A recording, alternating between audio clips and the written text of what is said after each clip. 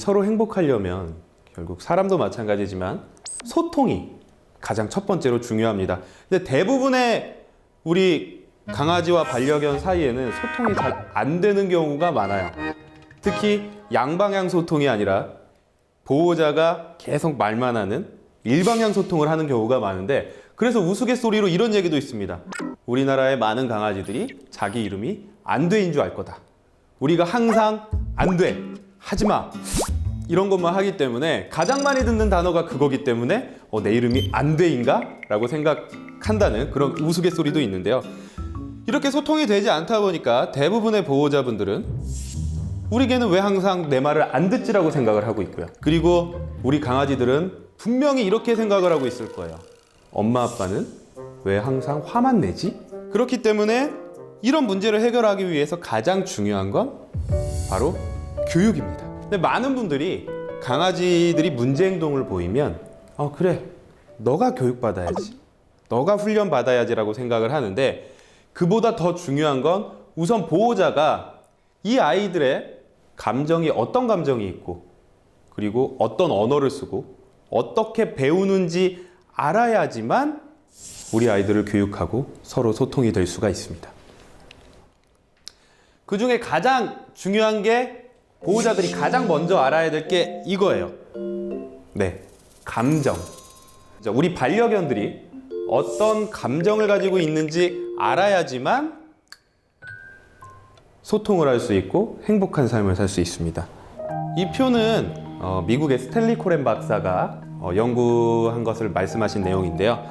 강아지들 같은 경우에는 사람으로 봤을 때 감정적인 부분에서 30개월, 2년 반 정도에서 멈춘다라고 생각을 하시면 됩니다. 그러니까 우리가 강아지를 키운다라는 건 15년에서 20년 동안 30개월 사람 아이, 그러니까 우리나라 나이로 보면 3, 4살짜리 아이를 15년에서 20년 동안 키우는 거라고 보시면 되는데요. 그렇기 때문에 지금 왼쪽에 있는 부분은 강아지들이 가지고 있을 가능성이 높은 감정들이고요. 오른쪽에 있는 부분은 강아지들이 가지고 있지 않을 가능성이 높습니다. 보면 흥분, 스트레스, 만족감, 혐오감, 불안, 화남, 즐거움, 의심, 사랑 같은 경우는 강아지들이 가지고 있을 가능성이 상당히 높고요. 부끄러움, 자신감, 죄책감, 경멸감 같은 감정은 가지고 있지 않을 가능성이 훨씬 더 높습니다. 근데 좀 신기한 게 하나 있어요. 네, 죄책감. 많은 분들이 그런 얘기 하시거든요. 우리 아이는 자기가 잘못한 줄 알아. 네, 사실 우리 반려견들은 자기가 뭘 잘못했는지 모릅니다. 가끔 이렇게 불쌍한 표정을 짓는 경우들이 있어요. 보호자분들이 세게 혼내면 막 되게 장화시는 고양이 표정을 지으면서 내가 뭔가 잘못한 걸 안다는 표정을 짓는 경우들이 있는데, 그건 사실 정확히 내가 무엇을 잘못했는지 아는 것이 아니라 내가 뭘 잘못했는지는 모르겠지만 이런 표정을 지으면 우리 엄마 아빠가, 우리 보호자가 빨리 넘어가 라고 생각을 하게 되는 거죠. 그리고 이런 죄책감이 없으니까 또 뭐가 없을까요? 복수심이 없습니다. 근데 많은 보호자분들은 내가 뭘 잘 안 해줘서 이 친구들이 나한테 복수도 한다 라고 생각을 하지만 이거는 상당히 잘못된 생각입니다. 우리가 이렇게 강아지들의 감정이 있는데요. 이 감정에 대해서 이해하지 못하고 의인화하는 경우들이 많아요. 강아지들이 복수를 한다고 느끼는 가장 큰 이유 중에 하나가 이 분리불안을 가진 강아지들인데요. 분리불안이라고 하면 혼자 있는 것을 참지 못하고 불안해하는 아이들이에요. 근데 이 분리불안이 있는 아이들은 혼자 집에 있을 때 우리가 상상하는 것 이상의 불안감을 느낍니다. 저는 사람의 공황장애와 같은 그런 불안을 느낀다고 말씀을 드리는데, 이렇게 너무 불안하다 보면 우리 사람과 마찬가지로 우리 노약자분들이 가끔 롤러코스터를 타거나 귀신의 집에 들어가면 너무 무서워서 어떤 행동을 하죠? 오줌을 싸게 됩니다. 근데 이 오줌 싸는 게 복수를 위해서 싸는 게 아니죠. 자기도 모르게 너무 불안한 마음에 괄약근이 풀려버리고 자기도 모르게 오줌을 싸게 되는데요. 분리불안을 가진 강아지들도 이런 경우가 상당히 많습니다. 혼자 있을 때 너무 불안해서 자기도 모르게 괄약근이 풀리고 평소 때는 화장실을 잘 갔지만 아무데나 자기도 모르게 오줌을 싸게 돼요. 근데 이런 상황에서 보호자가 들어오면 보호자는 이 아이를 혼내게 됩니다. 근데 아무 소용이 없어요. 애들은 알 수가 없습니다. 강아지들은. 자기가 한 행동 이후에 한참 뒤에 체벌이 왔기 때문에 내가 뭐 때문에 혼나는지 전혀 이해하지 못하고요. 강아지들 입장에서는 이렇게 이해를 하게 돼요. 우리 보호자는 오랜 시간 외출하고 나면 나를 이유 없이 혼내. 이렇게 이해한 강아지들은 보호자가 들어오게 되면 식탁 밑이나 소파 밑으로 도망을 가게 됩니다. 그리고 그 모습을 본 우리들은 저봐, 지가 잘못한 줄은 알아. 이렇게 오해를 하게 되는 거죠. 뭔가 너무 강하게 가르치거나 못하게 한다기보다는 보호자분들이 알맞은 환경을 제공해 주는 게 가장 중요하다는 것을 기억해 주시면 감사하겠습니다. 그 다음에 우리가 알아야 할 건 감정에 대해서 알았기 때문에 이들의 언어에 대해서 알아야 됩니다. 우리가 어딘가 외국에 나가서 살게 된다라고 하면 가장 먼저 하는 건 그 문화와 언어를 이해하는 일이죠. 강아지들 같은 경우는 사실 사람의 언어를 이해하기 위해서 상당히 많이 노력을 합니다. 그런데 우리들은 이 친구들의 언어를 이해하려고 조금이라도 노력을 해봤나? 라고 생각하면 사실 그런 보호자분들이 많지는 않을 거라고 생각이 듭니다. 기본적으로 사실 표정 같은 경우에는 사람의 표정과 강아지의 표정이 상당히 유사합니다. 이건 포유동물이 가지는 거의 대부분의 공통점인데요. 얼굴의 표정 자체가 우리가 의도하지 않아도 기쁠 때와 슬플 때의 그 모습이 상당히 유사한 거죠. 하지만 이런 얼굴 표정 말고도 정말 중요한 언어들이 있습니다. 강아지들의 언어에 대해서는 정말로 많은 내용들이 있는데 이 표는 공격성 사다리라고 하는 건데요. 강아지들이 스트레스를 받았을 때 차근차근히 어떤 행동을 보이고 어떤 모습을 보이고 나중에 그것이 해결되지 않았을 때 물기까지 가는가 라고 보이는 표입니다. 가장 첫 번째로 아주 미약한 스트레스를 받게 되면 하품, 눈 깜빡거림, 그리고 낼름거림을 보이게 돼요. 이 정도 스트레스는 어떻게 보면 사람으로 보면 나 좀 싫은데 잘 쉬고 있는 우리 강아지를 가서 만지거나 뽀뽀해 보세요. 그러면 분명 강아지들이 이렇게 메롱하듯이 낼름거리고 있을 거예요. 이게 절대로 좋다는 표현이 아니라 나 지금 좀 싫은데 가만히 두지 라는 표현이라고 생각을 하시면 됩니다. 그리고 점점 스트레스가 올라가면 머리를 돌린다거나 몸을 돌린다거나 도망가게 되고요. 그리고 귀가 뒤로 넘어가는 모습도 상당히 많이 보실 수 있어요. 만약에 병원에 주사를 맞으러 갔다거나 하면 강아지들이 갑자기 분명히 졸리지도 않은데 잘 자고 왔는데 하품을 하고 혀를 낼름거리고 귀가 원래 이렇게 돼 있어야 되는데 뒤로 이렇게 넘어가는 모습들을 볼 수 있습니다. 그리고 조금 더 스트레스를 받으면 꼬리가 다리 사이로 들어가요. 그 노래 반갑다고 꼬리 치면 멍멍멍 때문에 많은 분들이 꼬리를 치면 반갑다라고 생각을 하는 경우가 많은데 상당히 조심하셔야 됩니다. 꼬리를 흔든다는 건 강아지들이 흥분했다는 표현인데 흥분은 기분이 좋을 때도 흥분할 수 있지만 화가 났을 때도 흥분을 할 수 있기 때문에 꼬리 친다고 무조건 나를 좋아하는구나 라고 생각해서 다가갔다가는 이렇게 무는 모습도 나타날 수 있습니다. 그리고 더 이상 하지 말라고 눕기도 하고요. 눕는 경우도 사실 만져달라고 눕는 아이들이 있고 그리고 더 이상 하지 말라고 눕는 아이들이 있는데 이 둘의 차이는 기분이 좋아서 만져달라고 눕는 아이들은 몸이 다 이완돼서 막 혀도 옆으로 빠져 있고요. 팔도 다 이렇게 접혀서 헥헥거리면서 누워 있습니다. 하지만 긴장해서 누워 있는 아이들은 아무래도 근육이 긴장되다 보니까 약간 하지 말라는 표현처럼 다리를 좀 이렇게 펴고 있는 모습이 많기 때문에 이 부분에 대해서도 오해해서 너 나한테 누웠구나, 복종했구나, 나 좋아하는구나 이렇게 생각하면 절대 안 됩니다. 그리고 이제 이 주황색으로 넘어가면서 상당히 위험한 상황들이 나타나게 되는데요. 경직돼서 쳐다보고 그리고 으르렁거린다. 으르렁거리는 건 나한테서 멀어져라는 신호입니다.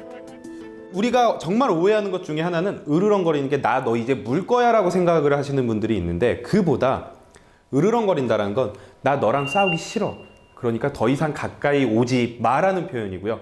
그 상황에서 이 신호를 알아듣지 못하고 더 이상 가까이 되면 무는 척하고 이것도 통하지 않으면 물기까지 갈 수가 있습니다. 그래서 우리 강아지들이 이렇게 스트레스를 보일 때 어떤 언어를 보이는지를 잘 이해만 해도 보호자분들께서는 사고도 막을 수 있고 서로의 소통도 잘 할 수가 있습니다. 강아지들이 배우는 방법은 사람과 아주 똑같습니다. 사람도 이 ABC의 법칙을 따르게 되는데요. 강아지들도 이 ABC의 법칙을 따르게 됩니다. A는 안티시던트, 선행 사건이고요. B는 비헤이비어, 행동, C는 컨시퀀스, 결과입니다. 선행 사건에 따라서 행동이 일어나고 그 행동에 따른 결과에 따라 행동이 증가하거나 감소한다 라는 뜻인데요. 예를 한번 들면 초인종이 울린다. 그리고 개가 짖는다. 그럼 결과가 뭘까요? 우리가 보통 보호자님들이 하는 결과. 개가 막 짖으면 보호자님들이 어쩔 수 없이 막 안아주세요. 이렇게 안아주시게 되는 거죠.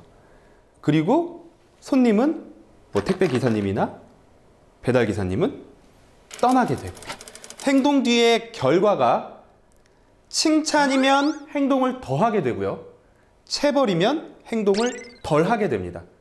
그리고 또 하나 중요한 건 행동 뒤의 결과가 바로 나와야 돼요. 그게 보통 가장 좋은 타이밍은 0.5초. 그리고 적어도 3초 안에는 결과를 알려줘야지만 아이들이 이해할 수 있는 거죠. 우리가 보통 오줌을 싸놓고 한참 뒤에 발견하고 강아지 데리고 와서 너 이거 뭐야? 라고 혼내면 강아지들 입장에서는 우리 엄마 왜 저래? 우리 아빠 왜 저래? 이게 되는 거예요. 전혀 이해하지 못합니다. 이런 기본적인 원리를 알아야지만 우리가 칭찬을 어떻게 바꿔서 아니면 이 선행 사건을 어떻게 바꿔서 강아지들의 행동을 바꿀지를 생각을 해볼 수가 있어요. 방금 설명드렸듯이 우리가 강아지들은 사람과 똑같이 이렇게 ABC의 원리로 ABC의 법칙으로 배우게 되는데 그동안 많은 사람들이 개가 사람을 무는 건, 심하게 짖는 건, 산책할 때 개가 앞서가는 거, 뭐 붕가붕가하는 거, 사료 안 먹는 거 다 뭐 때문에라고 얘기했죠? 서열 때문이라고 얘기를 했습니다. 근데 앞에서 설명드렸듯이 강아지들은 사람으로 보면 3, 4살 정도의 생각을 가지고 있어요. 개가 산책할 때 나보다 앞서가는 걸 보고 너 나보다 서열이 높아 이렇게 얘기하는 건 3, 4살 아이와 놀이공원에 갔는데 그 아이들이 나보다 앞으로 뛰어간다고 해서 내 아들이 나보다 서열이 높네 이렇게 얘기하는 것과 똑같습니다. 그래서 이 절대로 서열 문제가 아닌데요. 이 알파독 이론이라는 것 때문에 그래요. 알파독 이론은 아주 예전에 늑대 무리에서 정말 가장 힘이 강력한 아이가 모든 자원을 먼저 취하고 항상 그 늑대 위주로 상황이 돌아간다라고 하는 그게 알파독 이론이고, 개는 늑대 후손이기 때문에 개들도 서열이 강하게 있을 거고 보호자가 서열이 높아지면 모든 문제는 해결된다라는 건데요. 이게 정말 잘못된 내용입니다. 심지어는 이 알파독 이론을 만드신 분이 나중에 죽기 전에 아이고 내가 잘못 생각했다. 잘못 얘기했어. 라고 하고 돌아가셨는데 그럼에도 불구하고 우리 사람들은 걔는 맞아야 돼. 걔는 때려야지 말을 잘 들어. 이러면서 아직까지도 이 알파독 이론을 얘기를 하고 있습니다. 사실 강아지들도 서열이 있습니다. 서열이라고 하는 것은 사실 자원에 대한 우선 접근 권한인데 만약에 개가 나보다 서열이 높다라고 한다면 어떤 행동을 해야 되냐면 내가 밥 먹는데 나를 물고 쫓아내고 자기가 먹어야죠. 자기 사료보다 훨씬 더 맛있는 밥을 먼저 먹고 있는데 그런 개들은 없습니다. 실제로 전 세계의 많은 행동학 전문가들이 서열 이론은 잘못된 것이다 라고 얘기를 하고 있고요. 개들끼리는 어느 정도의 유연한 서열이란 뭐냐면 가장 힘센 동물이 모든 것을 먼저 하는 게 아니라 상황별로 바뀌는 서열. 마치 저 같은 경우에 중고등학교 때 축구를 하면 축구를 제일 잘하는 친구가 리더가 되고 조별 과제를 하면 공부를 제일 잘한다거나 PPT를 제일 잘 만드는 친구가 리더가 되듯이 이렇게 상황별로 바뀌는 서열을 가지고 있고요. 우리가 생각하는 것처럼 힘이 세면 모든 게 다 해결된다. 이건 서열이 아니라 그냥 공포심을 유발해서 학습성 무기력증이라고 합니다. 공포심을 유발해서 아무것도 안 하게 만드는 방법이고, 이런 방법을 쓰실 거면 저는 강아지는 키우지 마세요 라고 말씀을 드리고 싶습니다. 그래서 체벌이 안 되는 이유가 되게 여러 가지가 있어요. 우선 첫 번째로 동물에게 어떤 행동이 올바른 행동인지 알려주지 못합니다. 우리가 사람 아이들 교육을 할 때도 만약에 체벌을 하면 이게 왜 잘못됐고 이 행동 대신에 어떤 행동을 해야 되는지 꼭 알려주라고 얘기를 하는데요. 우리는 강아지들한테 체벌을 하면서 이런 걸 알려줄 수 있는 방법이 없습니다. 잘못 체벌하게 되면 그냥 오해만 쌓이게 되는 거예요. 아까도 말씀드렸지만 일이 일어난 즉시 할 때만 효과가 있습니다. 체벌을 하려면 잘못된 행동을 하자마자 3초 이내에 그 체벌을 해야 되는데 이게 정말 어려워요. 칭찬을 할 때는 뭐 가끔 까먹어도 칭찬할 때마다 효과가 있지만 그 다음번이 정말 중요한데, 나쁜 행동을 할 때마다 가해줘야 됩니다. 내가 기분이 좋을 때는 넘어가고, 그리고 기분이 나쁠 때만 혼내고, 이런 방법을 쓰면 정말 안 좋은 부작용이 나타나는데, 그 이유가 사람과 동물이 모두 좋아하는 게 하나 있어요. 도박입니다. 그래서 도박의 법칙이 뭐냐면, 매번 보상을 받는 것보다 언제 보상을 받는지 모를 때, 내가 이걸 언제 성공할 수 있지 모를 때 더 그 행동에 빠져든다는 게 도박의 법칙인데요. 예를 들어서 쓰레기통을 뒤지는 강아지가 있어서 쓰레기통을 뒤질 때마다 보호자들이 안 돼 하면서 혼냈어요. 아니면 뭐 체벌을 가했어요. 근데 어느 날 보호자가 없을 때 이 강아지가 쓰레기통을 뒤져서 닭다리 하나를 꺼내 먹었다. 그러면 그동안 실패했다 한 번 딱 성공을 하게 되면 그 희열에 더 빠지기 때문에 그 나쁜 행동을 더 하려고 든다는 거죠. 그러니까 체벌은 매번 안 된 잘못된 행동을 때마다 우리가 해줘야 되는데 거의 불가능하다고 보시면 됩니다. 그리고 당연히 육체적인 가해를 주고 스트레스를 높입니다. 그리고 인간 동물 유대감에 손상을 주기 때문에 저는 차라리 그런 분이라면, 그런 생각을 가진 분이라면 처음부터 반려견, 그러니까 강아지를 키우지 않으시는 게 좋다고 꼭 강조드리고 싶습니다. 사람도 그렇지만 뭔가 할 때 계속 혼나게 되면 더 위축되고 다른 행동을 보이지 않아요. 그러면서 학습을 더 할 수 없게 되고요. 이 학습성 무기력이라는 것은 무엇이냐면, 강아지들은 내가 무엇에 대해서 혼나는지 정확하게 이해하지 못하기 때문에 계속 혼나게 되면 난 뭘 해도 혼나라고 생각을 합니다. 그리고 우리가 조금만 생각을 해보면 우리가 혼내는 대부분의 강아지들의 행동은 개들의 본능적인 행동입니다. 개로서 원래 할 수밖에 없는 행동들, 짖기, 아니면 놀기, 뛰어다니기, 이런 것들을 혼내게 되면 개들은 나는 그냥 뭘 해도 혼나, 뭘 혼나는지 모르겠으니까 그냥 아무것도 하지 말아야지. 이게 학습성 무기력이고, 이런 강아지들은 절대로 반려견이 될 수가 없습니다. 애완견밖에 될 수가 없습니다. 그래서 우리 동물들도 체벌이 아닌 칭찬을 통해서 가르치라고 얘기를 하고 있습니다. 이 칭찬을 통한 교육은 잘못된 행동을 혼내는 게 아니라 잘못된 행동 대신에 해야 하는 행동을 알려주고 그 행동을 반복적으로 칭찬해서 잘못된 행동을 하지 않도록 하는 교육이에요. 눈치채신 분들도 있으시겠지만 저는 훈련이란 말을 잘 쓰지 않습니다. 네, 교육이란 말을 써요. 무슨 개들이 교육이냐라고 생각을 할 수도 있지만 사실 개들도 교육을 받습니다. 세월간이라는 영화가 있었어요. 그 중에서도 가장 아직도 잊지 못하는 대사가 이 대사인데요. 서커스에서 사자를 채찍으로 때려서 의자에 올라가게 하는 것을 보고 훈련이 잘 됐다고 하지 교육이 잘 됐다고 하지 않는다. 훈련이라는 것은 생각하지 않고 뭔가 시키는 대로만 할 줄 아는 것, 그걸 훈련이라고 하고요. 교육은 자신이 생각할 수 있는 능력을 가지고 생각해서 문제를 해결할 수 있는 것. 그게 교육인데, 사실 강아지들도 정말로 많은 생각을 합니다. 스스로 생각하고 스스로 선택하고 정말 많은 생각을 하는데, 많은 보호자분들이 그런 생각할 수 있는 능력을 길러주지 못하면서 오히려 더 스트레스를 받고 훈련, 뭔가 자꾸 시키는 것만, 이 아이들의 욕구와 의사소통은 다 무시한 채로 내가 원하는 것만 시키다 보니까 서로 더 소통이 되지 않고 문제 행동이 더 심해지고 있어요. 이거는 영상을 한번 볼까요? 이 아이는 제 반려견 버블인데요. 이 지금 딸깍 소리가 나는 소리가 잘했다는 칭찬이에요. 제가 아까 박스를 쳐다보기만 해도 칭찬을 해줬어요. 아무 말도 하지 않을 거고요. 버블이가 스스로 생각하게 만들고 있어요. 처음엔 쳐다만 봤는데 뭔가 박스와 연관되어 있다고 생각하고 이제 머리를 집어넣고 있습니다. 계속 생각을 하는 거예요. 네.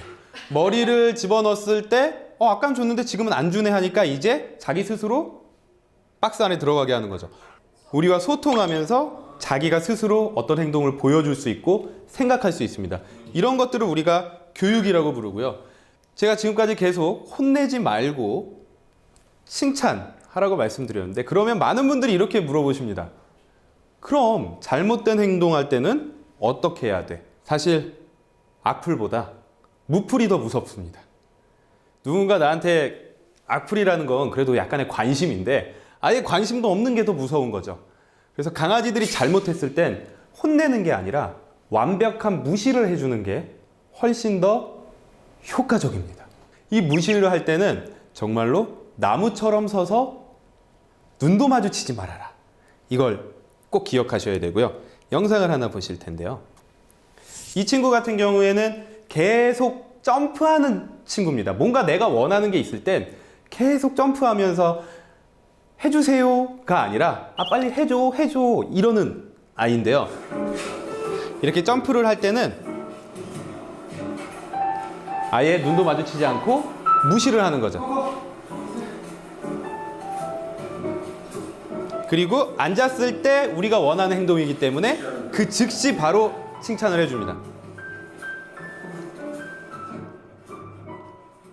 이 교육은 되게 간단해요. 그래서 슬개골 바로 이제 몇 번만 반복을 해도 이제 뛰는 게 아니라 얌전히 앉아 있으면 내가 원하는 걸 주는구나 라고 인식을 하게 됩니다.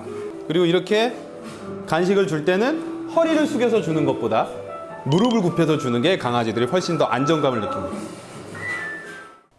체벌을 하면 그 행동을 덜 하게 되고 칭찬을 하면 그 행동을 더 하게 되니까 잘못된 행동을 할 때는 체벌로 무시를 하고요.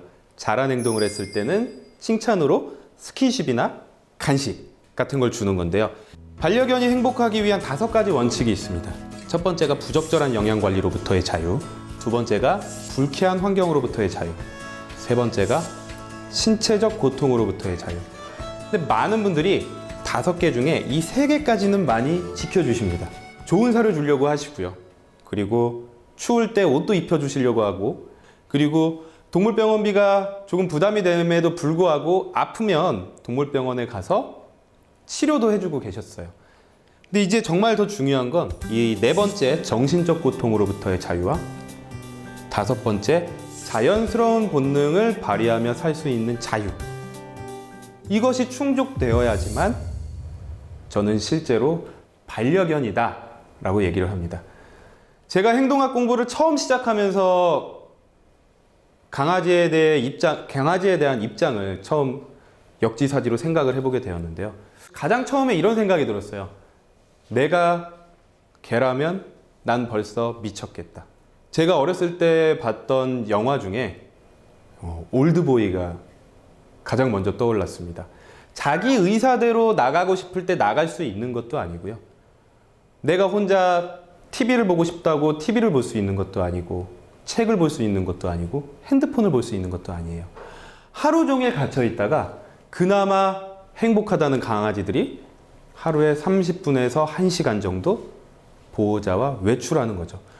이 4, 5번을 해결해 주기 위한 가장 간단하고 좋은 방법이 이 산책입니다. 행동 전문가들은 항상 그렇게 얘기하거든요. 피곤한 개가 행복한 개다. 우린 사람은 안 피곤하고 싶지만 사실 일이 있기 때문에 그렇게 생각을 하는 거고요.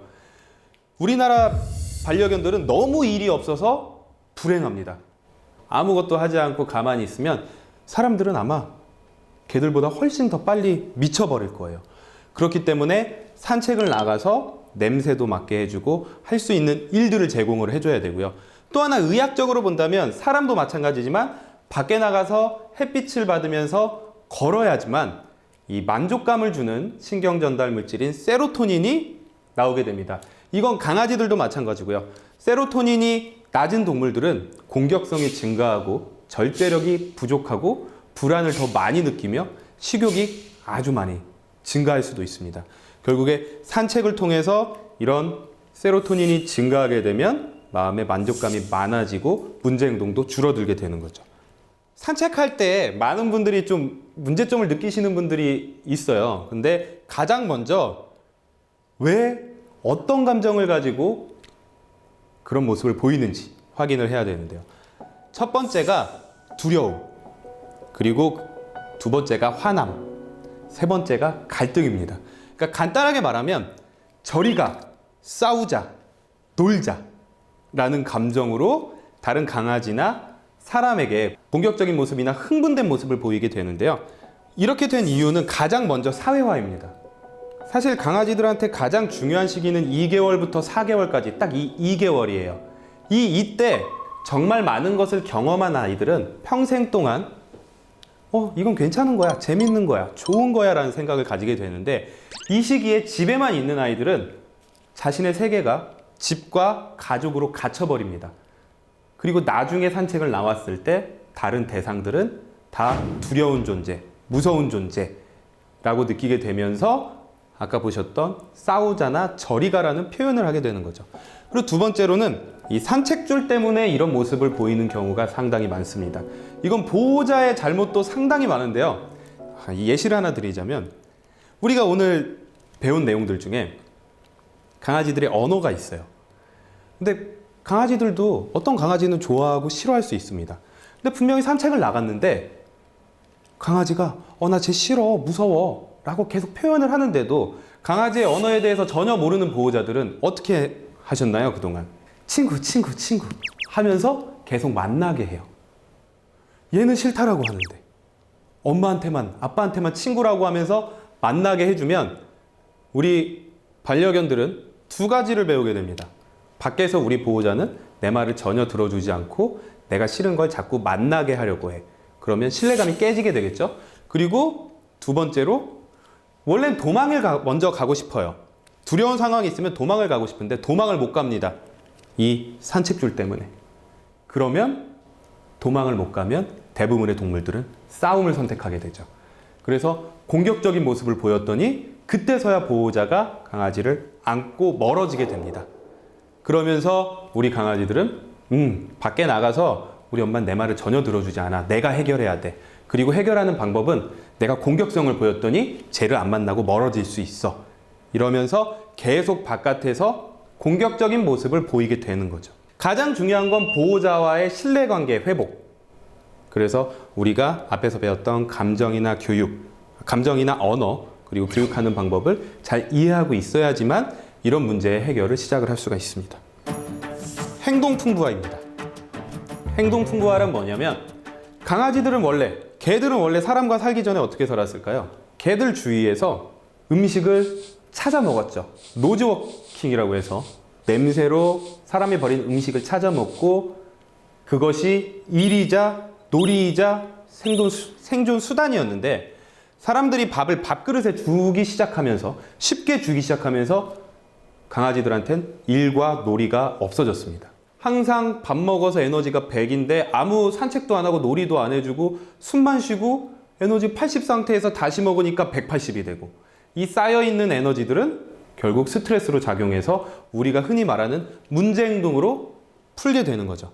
그래서 이렇게 할 수 있는 행동 풍부화 중에 가장 간단한 것이 바로 밥그릇을 치워라입니다. 원래 이들이 선조 때부터 내려오던 본능을 그대로 이용해서 먹을 수 있도록 밥그릇을 치워서 장난감에 넣어서 제공을 해주는 거죠.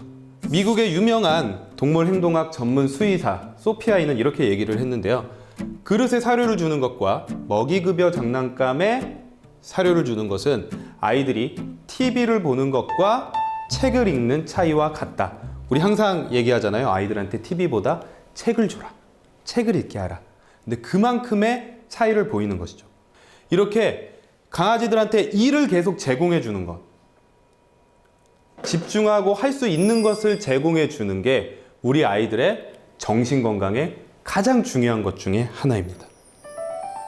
네, 제 강의는 여기까지고요. 오늘 아주 반려견과 살면서 꼭 알아야 되는 기본적인 것들만 이렇게 알려드렸는데, 우선 이런 것들만 잘 이해하고 바꿔주셔도 우리 아이가 진짜 애완견이 아니라 반려견으로 행복하게 살 수 있을 거라고 확신합니다.